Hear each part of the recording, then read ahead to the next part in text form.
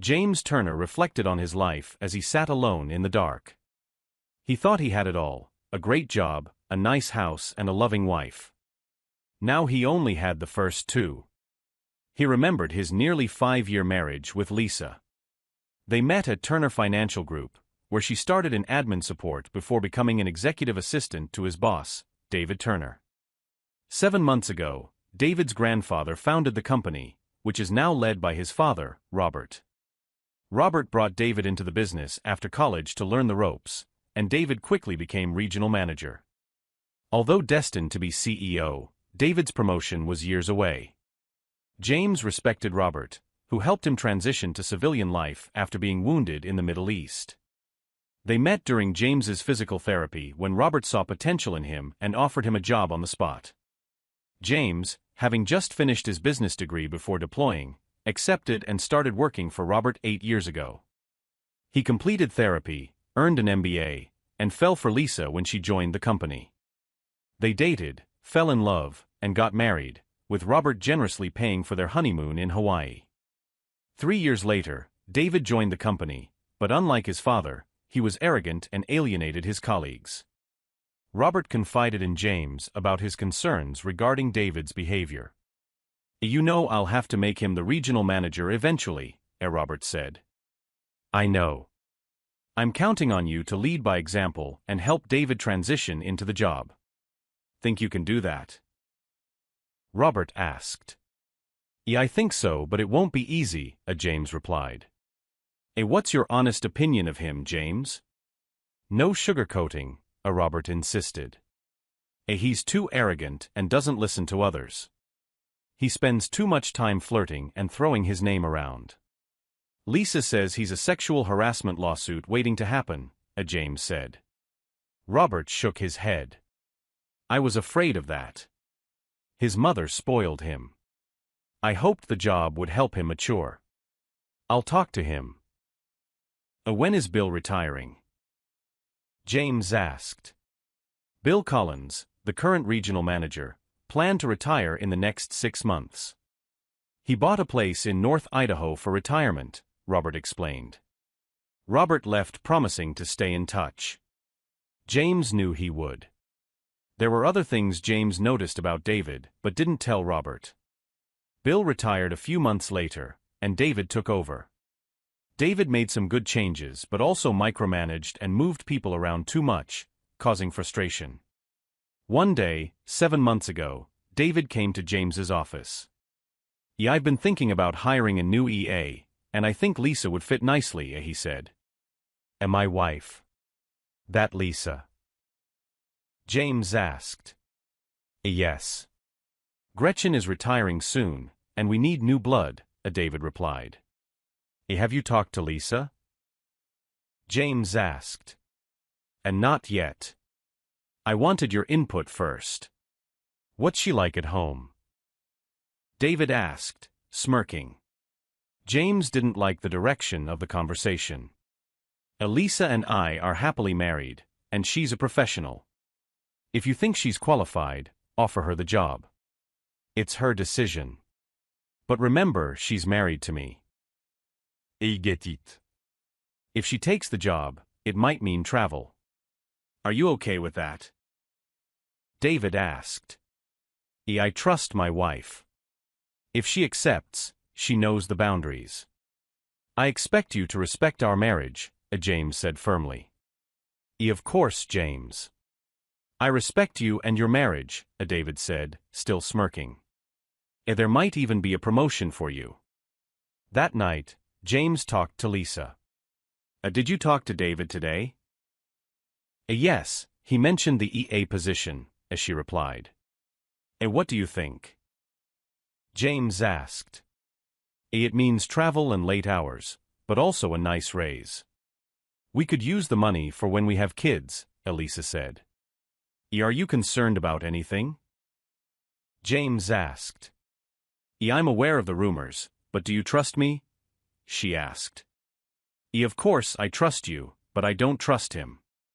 He asked about you at home, which felt inappropriate," James said. "That's just David." "What did you tell him?" she asked. I said you're a joy to be around and that we're happily married, James replied. Good. I think I'll take the job, Lisa decided. They went to bed and made love before falling asleep. Lisa took the job, traveling every 2 weeks and working late 3 nights a week. James supported her and saw nothing unprofessional. Then, over 3 months ago, Robert had a massive stroke and died that night. The company was devastated, and everyone attended his funeral. David expected to become CEO, but the board appointed Michael Anderson as interim CEO, considering David too inexperienced. Determined to prove himself, David overworked Lisa, making her travel and work late, straining their marriage.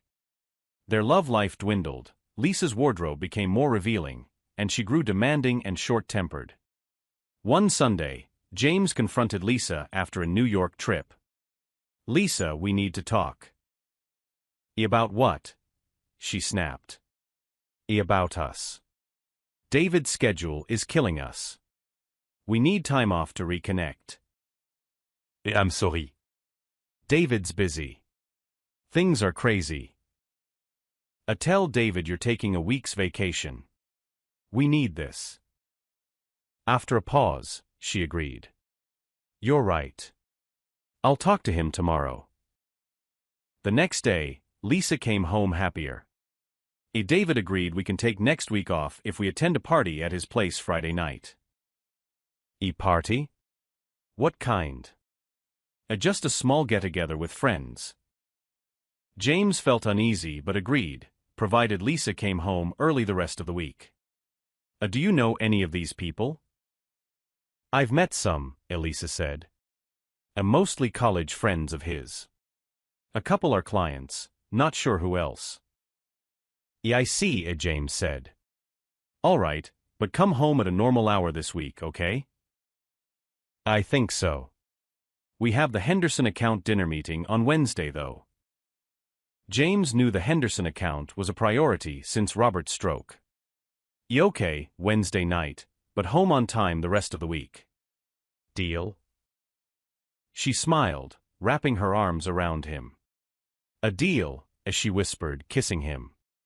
The next afternoon, David came to James's office, smirking. What can I do for you, David?" James asked. "Lisa says you're on for Friday night." Lisa. James thought. Yes, as long as she gets home on time the rest of the week, and we get next week off. We have the Henderson dinner on Wednesday." "What's the party like?" Just a casual get-together. A few college buddies and a client." "Come casual, just bring Lisa." James nodded. By the way, James, Lisa is great at her job. I appreciate you letting her do it without giving her a hard time. I'd be lost without her." James didn't know how to respond. Glad you're satisfied with her work. One thing, though." What's that?" David asked. Do you call her Lisa to her face?" Of course. Why?" Just curious." That night he asked Lisa, do you let David call you Lisa?" "You never let me." He's my boss. He can call me whatever he wants," as she said. James dropped it, but it bothered him.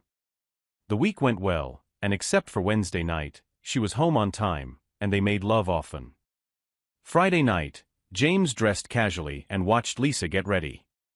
Her dress was new, much shorter and revealing. She wore a thong he hadn't seen before and no bra.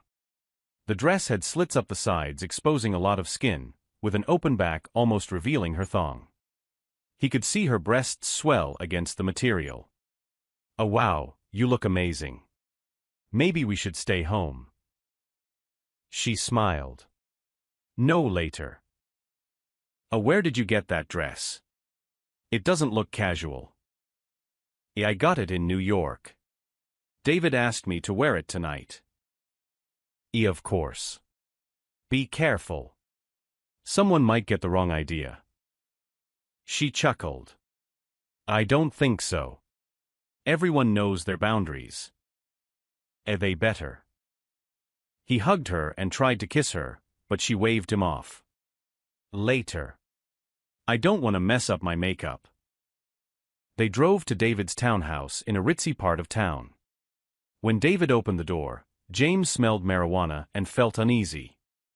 3 young men were introduced, John Whitehead, George Franklin, and Alan Jenkins, who worked for Henderson. Guys, this is James Turner, David said with a grin. James, meet John, George, and Alan. James shook hands and wondered why David called him the man of the hour and didn't introduce Lisa. My God, Lisa, you look hot in that dress, David said. The men nodded appreciatively as Lisa modeled the dress. James didn't like David's reaction. Let me get you drinks. Lisa, white wine. James. That's fine. I don't drink much. James actually had a high alcohol tolerance but quit drinking years ago. He didn't want to risk it tonight. David returned with drinks. Lisa took a big sip while James took small sips, staying sober. David invited everyone to the living room. James noticed Lisa sat on a love seat, and David quickly sat next to her. James took a seat opposite them, watching closely. Sorry, old buddy, force of habit, David said. And no problem, James replied, glancing at his wife. They chatted until David asked, my dad said you were in the Marines. Yes, 5 years before medical discharge, James answered. John asked, you ever see combat? Kill anyone? James nodded. Both. Lisa looked surprised. You never told me that. It's not something I like to talk about. George pulled out a bag of marijuana. He rolled a joint and passed it around. James declined. Thanks, but no. I like to keep a clear head. David insisted. Lighten up, James. It's a party. You go ahead. I'd rather stay sober. Your loss. Besides, you can stay here if you get too messed up. You're off next week anyway. He turned to Lisa. You're right. Lisa smiled and nodded. Sure. David blew smoke into her mouth, and she inhaled, coughing slightly. That's good stuff, as she said. James was stunned, not recognizing this side of her. David handed the joint back to George. This man, David said, pointing at James, he is the best business analyst in the company. He saved us millions and brought me this lovely assistant. Lisa smiled at David, and James noticed it was more than just a polite smile. She seemed to hang on his every word. I think of her as my work wife, David said, patting Lisa's bare thigh. James thought he saw David's hand inch under her dress before pulling back. I'd be lost without her, David added. So would I, James said, watching Lisa look down. I need to use the restroom, James said, breaking the silence. A first door on the left, David directed. In the bathroom, James locked the door and looked in the mirror, thinking Lisa might be cheating with David.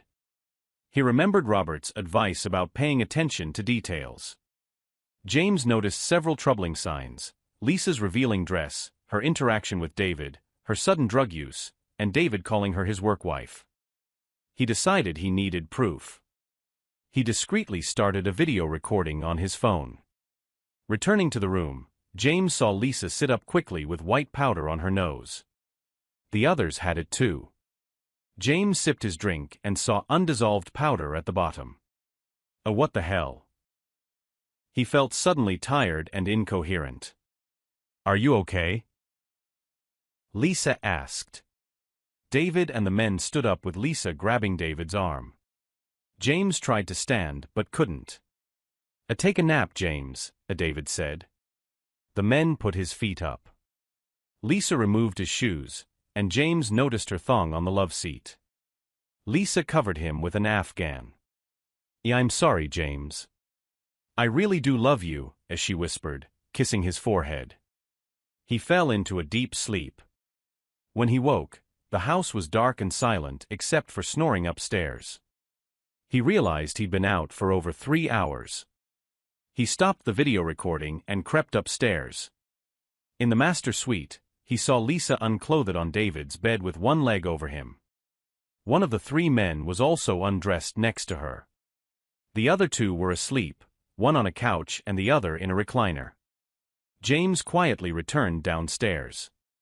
He needed to find out what they dosed him with, so he rummaged through David's kitchen and found a Tupperware container. He poured the drink into it and sealed it. Back in the front room, he took Lisa's keychain from her purse and found an unfamiliar key. He pocketed it, then grabbed Lisa's phone, intending to check it later. He placed his wedding ring on her purse so she'd see it, put on his shoes, and crept to the door. Details, he thought. He looked for a security system but didn't see one. The unfamiliar key fit the door perfectly. He locked the door behind him and quietly left, not turning on his car lights until he was on the street. He drove to a convenience store and called his old friend, Steve Evans, who ran a private investigative firm. Hello, sleepy Steve answered. Hey Steve, it's James. Sorry to call late, but I need your help. What's up, James? You need bail or something? And not quite. Can you be at my place in 20 minutes? Yeah, sure. Everything all right? I'd rather not talk about it over the phone. I gotcha. See you in 20. Thanks, buddy. Semper Fi. Semper Fi, Steve replied. James bought a 12-pack of beer and cigarettes.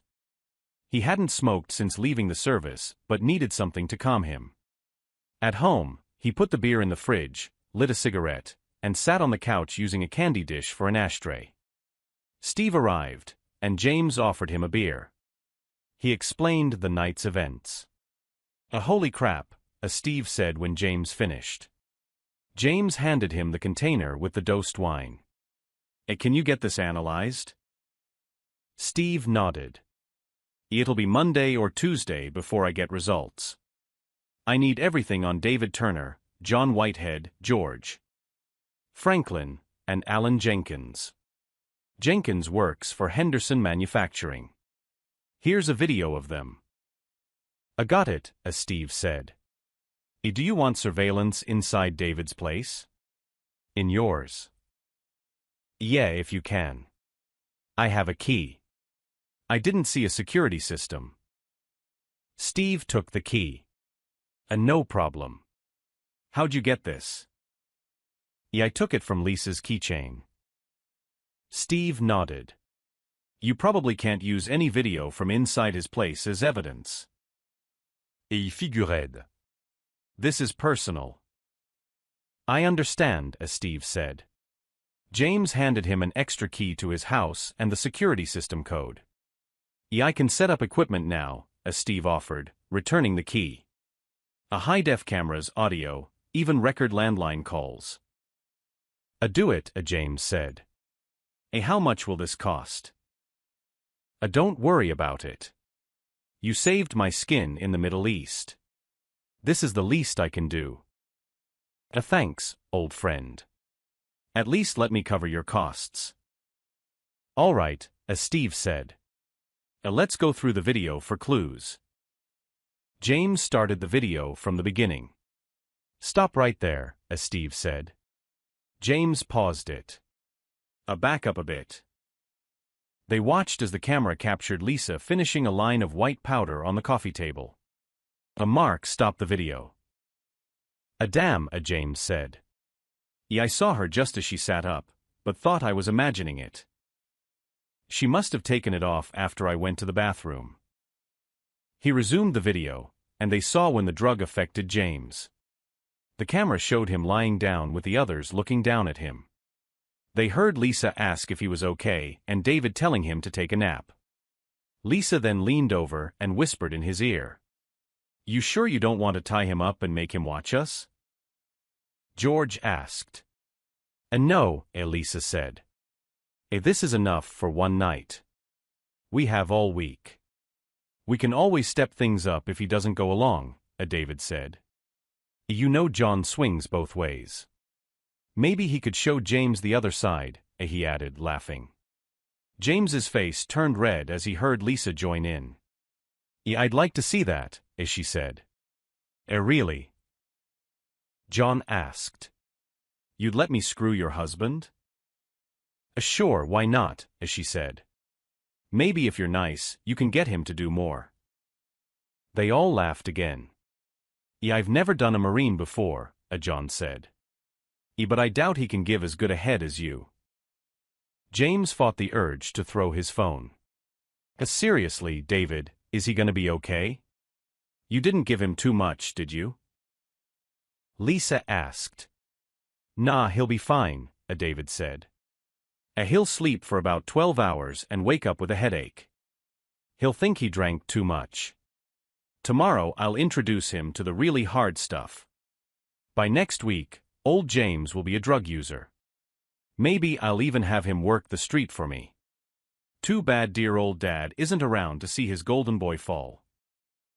Is that why you hate him? Lisa asked. That's all I heard about in college, David said. How James went to school while serving and fighting for America. How he worked hard while defending the country. Sometimes I thought Dad would rather have James as a son than me. Well, guess what, Dad? I'm James's boss now. I have James's woman, and by next week, your golden boy will be a drug user. They all laughed. Are you boys with me? David asked.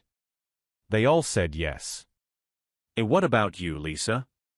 Are you with me? If not, you'll be on the street with him. I'm with you, sweetie, Lisa replied. I've grown to love this too much to walk away. They assumed she was referring to David's manhood. All right then, David said. Let's go upstairs and start the real party. A goodie, Lisa said, heading upstairs. This time make me airtight. The video recorded sounds of lovemaking from the bedroom. James stopped the video and put his head in his hands. Steve placed a reassuring hand on his shoulder. This is going to be tough, but we'll get you through it, Steve said. James nodded. Thanks, Steve. What will you do? I'm divorcing her, no doubt about it. I understand.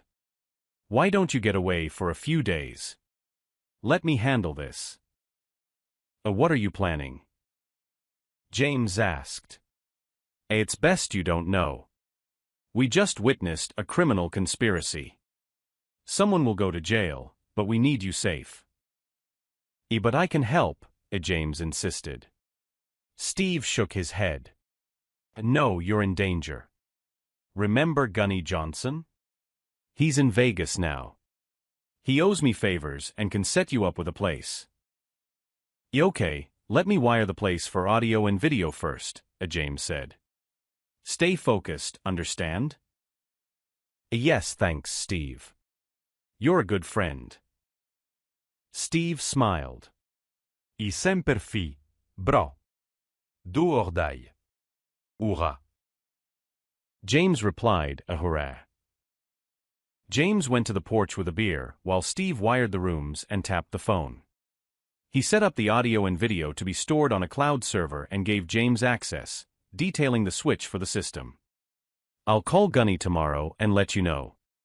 Don't do anything stupid, understand? I understand, Steve. Good. Hang tough, my friend. I'll be in touch. Thanks again for everything, James said. After Steve left, James turned on his computer and checked his bank accounts. He still had an account in his name from before the marriage, into which he had been depositing 10% of his earnings, originally meant as a surprise for Lisa. He transferred half of their joint account funds into this old account and paid off and canceled their joint credit cards. He still had a personal credit card from his original account. He packed clothes for a few days and loaded the suitcases into his car. Inside the house, his eyes fell on their wedding portrait over the fireplace. Filled with rage at her betrayal, He shredded the portrait with a hunting knife and tossed all photos of Lisa into the fireplace. He also added her wedding dress but decided to wait before burning everything, wanting her to witness it. Grabbing a beer, he emailed the incriminating video to himself and verified it on his laptop.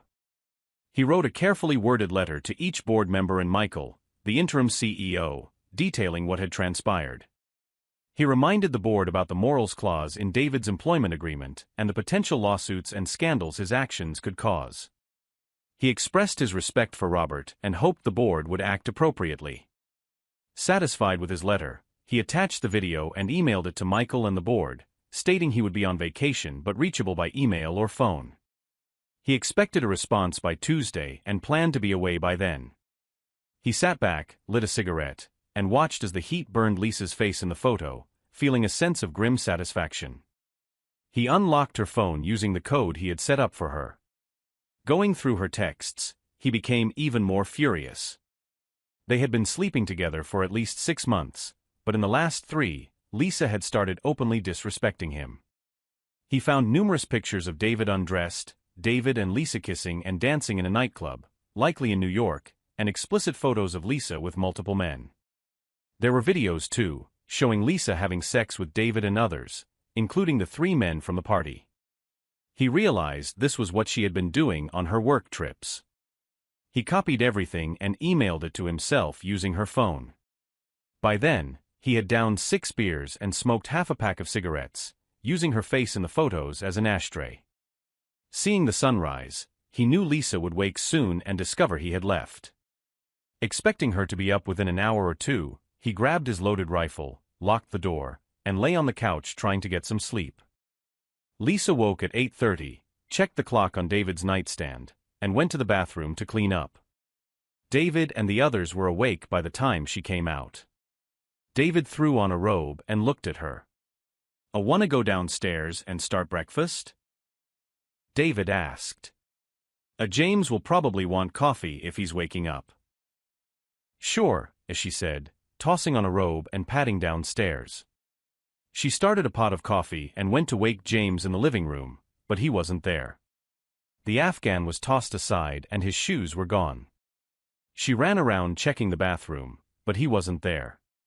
She saw the car was gone and his ring on her purse. "Oh crap," as she gasped, running upstairs. David stopped her in the bedroom. What's wrong?" He's gone." What do you mean gone?" He must have woken up and left. He took the car and left his ring." Call him and get him to come back, okay?" she said, running downstairs. She put James's ring in her purse and looked for her phone but couldn't find it. By then, David was downstairs. My phone is gone." Use the house phone." "You don't understand. It's full of texts, pictures, and videos. If he has it, he's seen them. Don't worry. Just get him over here. We'll handle it. Now call him." Lisa picked up the house phone and nervously dialed James's cell. Hello," James answered, sounding groggy. "James, sweetie, it's me." What the hell do you want?" he growled. Lisa recoiled. He had never spoken to her like that before. She realized he must be super pissed, but she had no idea just how much. James, honey, you weren't here when I got up, and I was worried." "Are you all right?" What the hell do you care, bitch?" "Sweetheart, I need you to come pick me up at David's house. Can you do that, please?" James left. "Screw you. I may have been clueless yesterday, but not anymore. You don't get to call me sweetheart or honey ever again." James, please don't be angry. I do love you." "Yeah right, bitch. Tell me another one."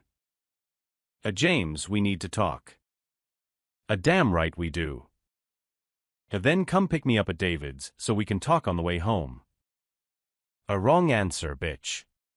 I'm not coming over there. If you want to talk, walk, or call an Uber. The only thing we need to discuss is how to split everything up." What do you mean, split everything up?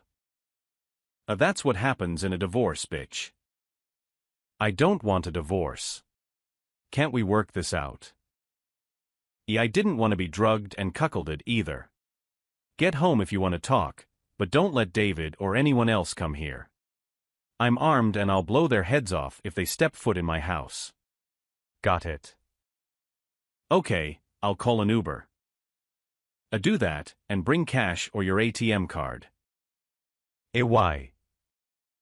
Because your credit card doesn't work anymore. Why doesn't it work? I cancelled it last night. As she said quietly. By the way, know where my phone is? Yeah, it's here on the coffee table. Got an interesting collection of pictures and videos. Now I know what you've been doing these last 3 months. They'll help my divorce case. Oh my God, James, I'm really sorry. I never wanted to hurt you. Shut up, bitch. Save your excuses for someone who cares. If you want to talk, do it now and come alone. I'll be there, James, ending the call. She looked at David. Well? David asked. He's not coming. I have to go there to talk to him. All right, we'll take you then. She shook her head. No, he's armed. He said if any of you show up, he'd kill you. I've never heard him so angry. David thought for a moment, then went to his study. He came back with a syringe. Here's the plan. Put this in your purse, call an Uber, and we'll follow you to your place.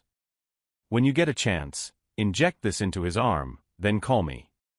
We'll pick him up and put him in my trunk. What is it? She asked. A special concoction, some heroin, cocaine, and something to knock him out. It works fast and won't hurt him. Just stick him with it and call me when he's out. Got it. He handed her the syringe and she put it in her purse. Okay, as she said. Just promise you won't hurt him. We'll do our best, right boys? He said, looking at the 3 men who laughed. A call for your ride. She arranged an Uber to pick her up in 30 minutes and went upstairs to finish getting ready. When the driver arrived, she left. David and his friends followed, parking a block away. They didn't notice the white van parked across the street. A few minutes after speaking to Lisa, James's phone rang. It was Steve. What's up? James asked. I just wanted to let you know my boys picked up a conversation between your wife and her accomplices, as Steve said. What? James asked. A modern technology, my friend, as Steve said. A parabolic microphone picked it up. Your wife is getting an Uber, and her buddies are following. They're planning to drug you and kidnap you. It's in her purse.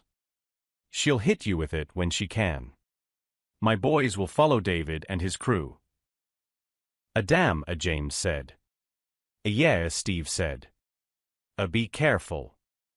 I'll text you when they leave. Turn on the surveillance gear when she gets there, and I'll monitor it. I'm just down the street. I'll call the cops when needed. Be ready. Okay, thanks.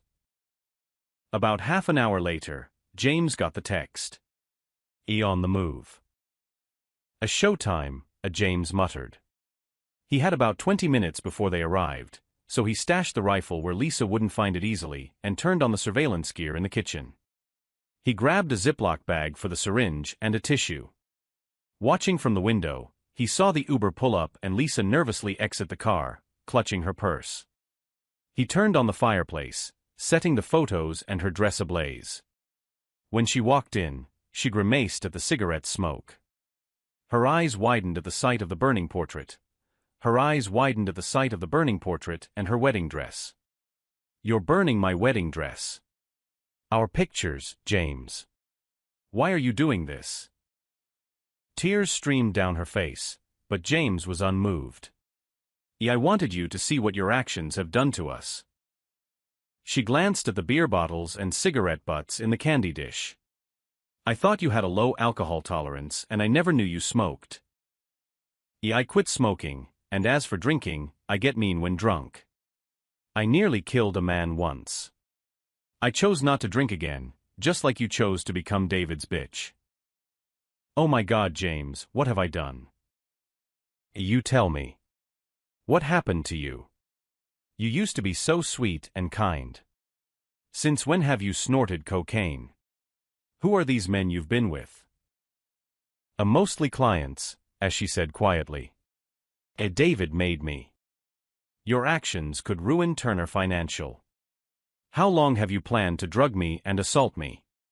Was that your idea or David's? She looked shocked.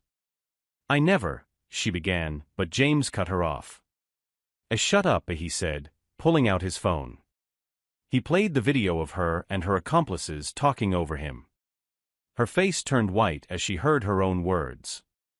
How did you get that? She asked. It doesn't matter, James said.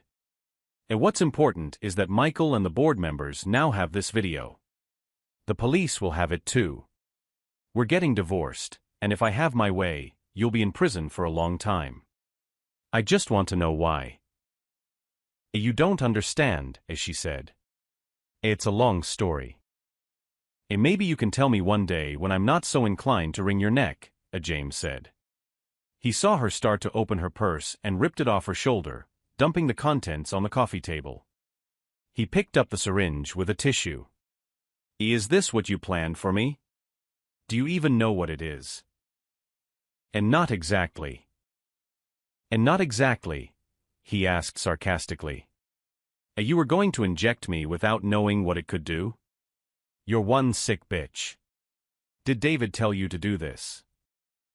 She nodded yes.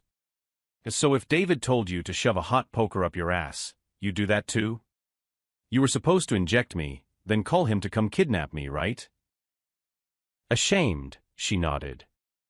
Pretty much. All right, here's what we'll do. Call David, put it on speaker, and tell him you did it. I'll take it from there. Don't let him know I'm waiting. Got it? You want me to set him up? Yes. Any questions? She shook her head. No, I understand. Good. Now do it, and no tricks. James watched as she called and put the phone on speaker. David, it's me, Lisa. It's done. It's out. A good girl. We'll be right there. She ended the call and looked at James. He'll kill me when he sees you're not out. Tough luck. Remember, no signals, otherwise I might kill you myself. James sat in a recliner and waited. When he saw David and his three buddies through the window, he pretended to be asleep but kept his eyes slightly open. David walked in, looked at the mess, and started toward James. You did good, David told Lisa. Now we're gonna put him in the trunk. As David reached for James, James opened his eyes and smashed David in the throat. Before David could react, James kicked him hard in the groin. The other three men tried to help, but Steve's team detained them. David fell to his knees, moaning in pain. James slipped behind him, pulled out his hunting knife, and grabbed David's hair, positioning the knife at his throat. Make your peace with God, James growled. I'm gonna cut your head off. David pissed his pants in fear, and Lisa recoiled in horror, wondering who this monster was. James began pressing the knife against David's throat when Steve shouted, James, don't do it. Drop the knife. The police are on their way. He deserves to die, James exclaimed. Steve knelt in front of David. Yes, he does, but not by your hand. If you kill him, you'll end up in prison. Let the authorities handle it, please. As a friend, put the knife down. He'll pay for what he's done. James looked at Steve, feeling David trembling in fear. Slowly, he pulled the knife away and stood up. Steve turned David over, zip-tied his hands, and told Lisa to lay face down as he secured her hands. Hot tears fell from her eyes as she watched a picture of her and James burn in the fireplace. James sat on the couch, watching Steve secure both Lisa and David. The other three were secured in the front yard by Steve's men. Police sirens grew louder as cruisers stopped in front of the house. "Hand me your phone," Steve said. "I'll talk to the police before they come inside." James handed him the phone. As Steve left, David turned to face James, his smirk finally gone. "And my father always did love you more than me," David said. "And not true, David," James replied. "He always hoped you'd mature enough to step into his shoes one day." "Would you really have cut my head off?" David asked. "We'll never know, will we?" James replied. "But I promise you, where you're going, you'll meet people who won't hesitate like I did. And if you come after me again, I won't hesitate either." David laid his head back in silence. 3 large police officers entered, surveyed the scene, and read David and Lisa their Miranda rights before escorting them to the cruisers. One officer picked up the syringe in the plastic bag from the coffee table. "Is this what they plan to use on you?" he asked James. "Yes, it is," James confirmed. The officer took James's full statement and said, "You were lucky." "You know that?" "No, my fellow Marine had my back." The officer smiled and nodded. "Semper Fi," the officer said, shaking James's hand. "Hurrah," James responded. After the police left, Steve joined James on the couch. "I got another one of those?" he asked, pointing at the beer bottles. "I think I have 1 or 2 left. Kind of early for this, don't you think?" "After this?" "No," Steve said as James handed him a cold bottle. "How are you holding up?" "Okay. Feels like a rock. I need to decompress." "Yeah, about that, I talked to Gunny. He'll take care of everything if you want to hang out in Vegas for a few days. Here's his number." "I might do that. Got some things to handle here first." Steve handed James 2 cards, Gunny's number and a divorce lawyer, Michelle Hawkins. "As she hates cheaters and expects you at 8 a.m. Monday." Thanks for everything," James said. "Semper Fi, bro." "Do or die," Steve said. Hurrah," James replied. After finishing their beers, Steve stood up. "You have some cleaning to do. I'll be by later to get the surveillance gear." Steve left, and James started cleaning the house. That afternoon, James received a call from Michael Anderson. "James, this is Michael Anderson," he said when James answered. "Yes, Mr. Anderson, what can I do for you?" James asked. "Call me Michael. I got your email and saw the video, as did the board. We agree with your letter, which was impressive." Thank you, Michael." "You're welcome.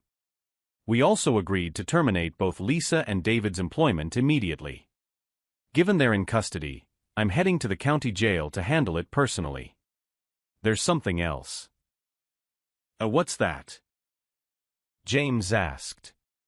We think you should take a few days to unwind. Do you have some place to go?"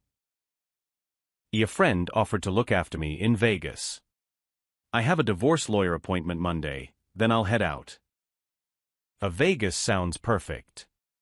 Enjoy your trip, James. We'll see you a week from Monday." Thanks, Michael, I will. One more thing, we unanimously decided you be the best person to take David's job." Me?" James asked. Yes. We're impressed with how you handled this, and the board values your work. There will be a salary increase and other benefits. You deserve it." Thanks, Michael. Don't thank me yet. First, you'll oversee an external audit of everything David handled. The auditors will report to you, and you'll report to me. I think that's a good idea. I've learned David had Lisa engage in sex with some clients. A good God. Well, I'll leave that to you. Have a good trip, and we'll see you a week from Monday. See you then, Michael. Thanks. After the call, James finished cleaning the house and mowed the yard. He called Gunny Johnson, and they caught up. So, you want to come out for a few days and have some fun? Gunny asked. Yeah, sure. All right. Come out. I'll set you up with a nice room and show you the ropes. But remember, this is Las Vegas, not Bangkok. They laughed. I'll remember, Gunny, James said. See you Monday evening. See you, James, Gunny replied. Steve stopped by to gather his equipment. A quick update. Cops searched David's place and found a ton of drugs, sex toys, DVDs, and more. David was a real creep. My friend on the force said there's likely more illegal stuff they haven't found yet. Damn, James said. Steve stayed for dinner, and James fell asleep shortly afterward, mentally and physically exhausted. The next day, James tossed all of Lisa's belongings into trash bags and hauled them to the garage, planning to wait on taking them to Goodwill until he knew she'd be going to prison. The following morning, he arrived at Michelle Hawkins's office at 8 a.m. She reviewed his evidence and paperwork, making notes as he spoke. She explained California's divorce laws, noting that everything is generally divided equally. Since they had no children and the house was his before marriage, he'd likely keep the house while Lisa would get the remaining half of their bank accounts. Her infidelity couldn't be brought up in the divorce, but the criminal charges might influence the judge. She also mentioned he probably wouldn't have to pay support while she was incarcerated, though that could change upon her release. I'll make this as painless as possible, Michelle assured him. I'll draft the papers and have them served. If she signs, I'll present them to the judge, and it'll be a 6-month wait. James agreed and gave her a retainer before heading home. He stopped by the county jail to inform Lisa he was filing for divorce. Sitting at a table, he watched as she was brought out, looking haggard in an orange jumpsuit. They picked up the handsets to communicate through the plexiglass shield. Hello, Lisa. Hello, James. I wanted to let you know I'm filing for divorce. I saw an attorney today. I figured you would, as she said. When is your arraignment? Tomorrow morning. The prosecutor is asking for no bail. That's probably best. Now tell me something honestly. What's that? She asked. What happened to you? She looked down, embarrassed. Things were going well at first. David seemed like any other executive. After Robert died, David got furious he wasn't promoted and blamed you. He thought his father set things up for you. That's crazy, James said. Robert hoped David would become CEO one day. I know, she said. We went to New York that weekend, and at a club with clients, dancing and drinking, I flirted a bit but didn't think I was out of line. Next thing I know, I felt really good and ended up in bed with 2 guys. David joined in later. She paused. The next morning, I felt guilty. Then David showed me pictures and videos he took and said I had to do whatever he wanted or he'd show you. So he blackmailed you, James said, and probably drugged you too. He did. He admitted it later. And no surprise they found drugs at his place.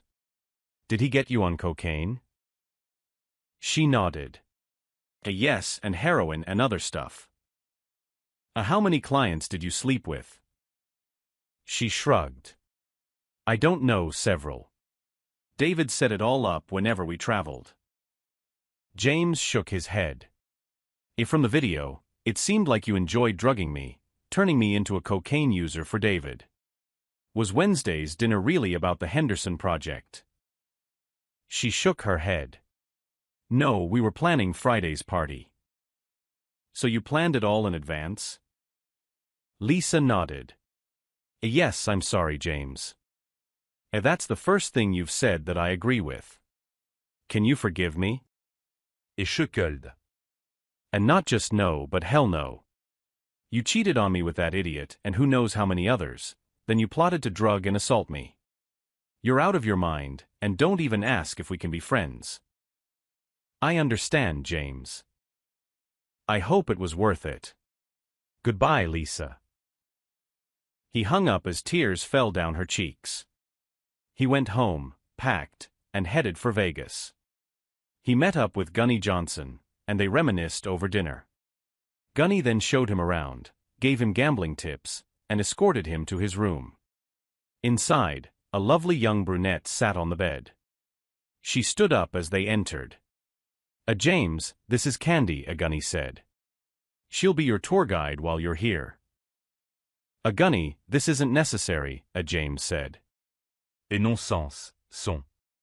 This is exactly what you need after what your wife put you through. Relax, have a good time, and remember what happens here stays here usually. They laughed. Et il got à go. You two have fun, Gunny added before he left. James turned to Candy. Tell me, are you an escort? And not anymore, Candy said. Thanks to Gunny, I'm out of a bad situation. I'm clean, going to school, and working a real job. He told me about you and asked if I'd spend time with you. That's all.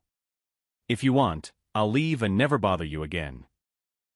No, James said. He's right. I could use some companionship right now, and you're a very lovely woman. Would you like to go out for a drink? That sounds nice, she said, smiling. They went to the club, had a few drinks, talked, and danced for a few hours. Back in his room, she helped him forget his troubles. He woke up to find her beside him. They showered together and got dressed.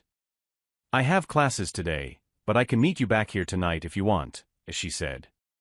Sounds like a plan, he said. They kissed before she left, and he went downstairs for breakfast. Then he headed to the casino to try his luck. Following Gunny's advice, he walked away with about $300. He spent it on dinner, drinks, and a show with Candy that night. Once again, she rocked his world. The rest of the week went about the same, and by Friday, he was ready to go home and move on with his life. Candy hated to see him leave, but understood. She gave him her phone number and email address in case he wanted to reach out again. He liked her but doubted it would turn into a full relationship. She was much younger and had her whole life ahead of her. Still, he thought, who knows? He drove home with a smile, memories of Candy filling his mind. When he got home, he caught up on news about Lisa and her group. The judge, after reviewing the evidence from the prosecutor, ordered them held without bail. He also received confirmation from Michelle that Lisa had been served divorce papers. According to Michelle, Lisa signed them right away, and they were filed with the court. In 6 months, he would be free of her for good.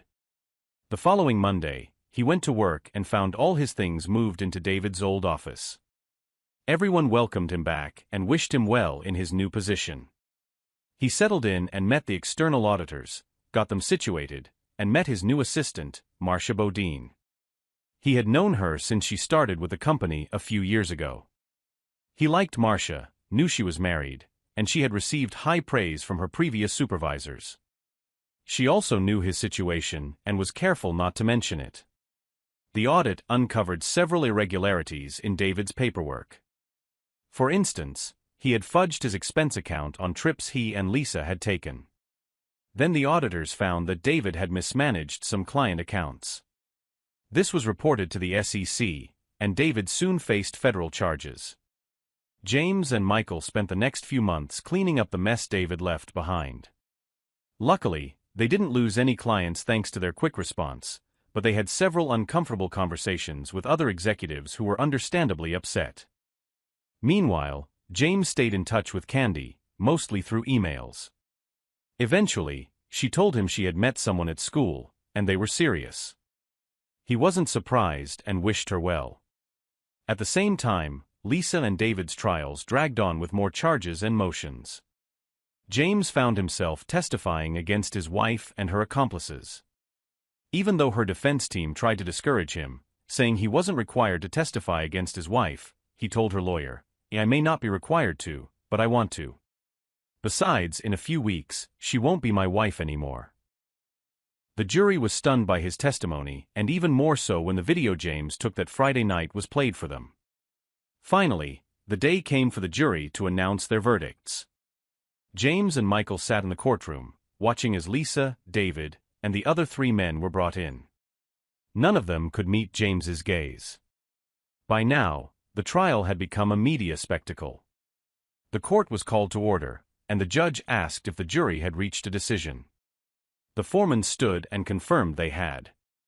Everyone held their breath as the judge read through the charges, which included conspiracy to kidnap and assault. David faced additional charges related to the drugs found in his townhouse and the lewd photos and videos he had with other women. They were all found guilty on every charge. The judge set the date for sentencing, and the 5 convicted conspirators were led out of the courtroom. James and Michael brushed past the throng of reporters pushing cameras in their faces. About 10 days later, the sentencing took place. The judge made it clear he was thoroughly disgusted with all 5 of them and essentially threw the book at them. David's 3 buddies got the lightest sentences but still faced 20 years in prison. Lisa was sentenced to 25 years to life, and David received 50 years to life for his crimes. He would also face federal charges brought by the SEC, to be handled in federal court. Lisa sobbed as she was led out of the courtroom, while David looked down in shame as he was taken away.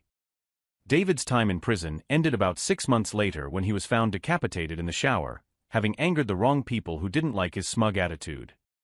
A month after the sentencing, James was in his office going over some paperwork when Marcia buzzed him on the intercom. "Mr. Turner, there's a Dr. Kristen Turner here to see you." The last name caught James's attention. "Send her in." The door opened, and James saw an attractive blonde enter his office. Her hair fell below her shoulders, and she wore a skirt that fell just below her knees. She smiled as she approached, extending her hand. "It's great to finally meet you, Mr. Turner." He shook her hand and invited her to sit. "Please, call me James. Would you like something to drink? Coffee? Tea? A coffee would be wonderful. Black, please. And call me Kristen." James asked Marcia to get Kristen a cup of coffee and sat down as his assistant left the office.